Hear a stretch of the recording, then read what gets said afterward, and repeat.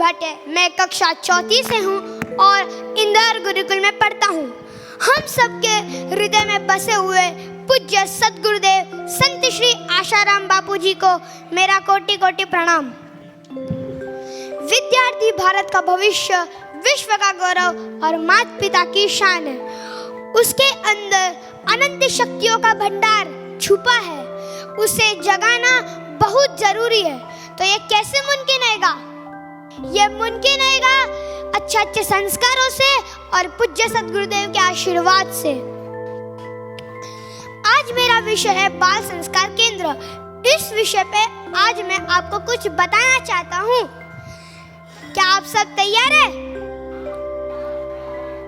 नहीं बारूद से, नहीं बंदूक से, ना तलवार की धार से दुनिया में क्रांति लानी है तो बस बाल संस्कार से, बाल संस्कार से।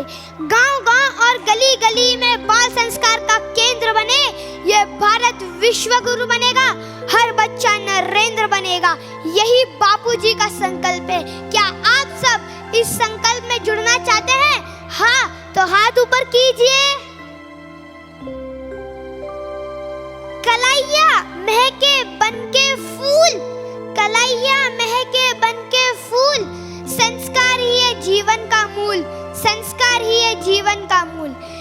एक कहावत है, धन गया तो कुछ नहीं गया, स्वास्थ्य गया तो कुछ गया, पर अगर चरित्र गया तो सब कुछ गया। ऐसे ही अमूल्य चरित्र का निर्माण संस्कार के द्वारा ही होता है। संस्कार वह संपत्ति है जिसे हम नहीं बल्कि वह हमें संभालती है। इसीलिए तो कहते हैं, पूत का पूत तो काहे धन संचय, पूत सपूत तो काहे धन संचय।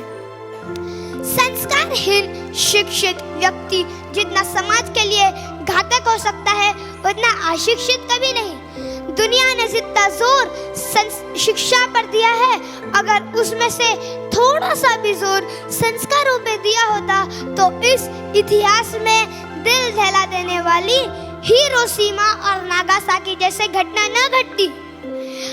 अच्छे संस्कार का अभाव का ही नतीजा है कि डेयरी में दूध के बदले यूरिया घोलकर बेचा जा रहा है।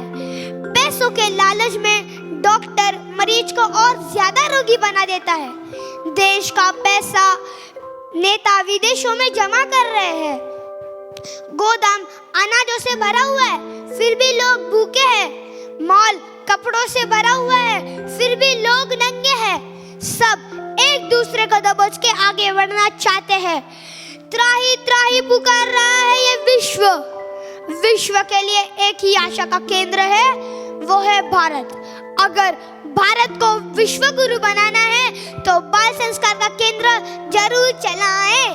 बच्चे गीली मिट्टी के समान होते हैं, चाहे हम उन्हें राक्षस के सांचे में डालें, चाहे हम उन्हें देवता के सांचे में भी डाल सकते हैं। वे तो कच्चे बांस से जिधर मोड़ना चाहते हैं मोड़ सकते हैं।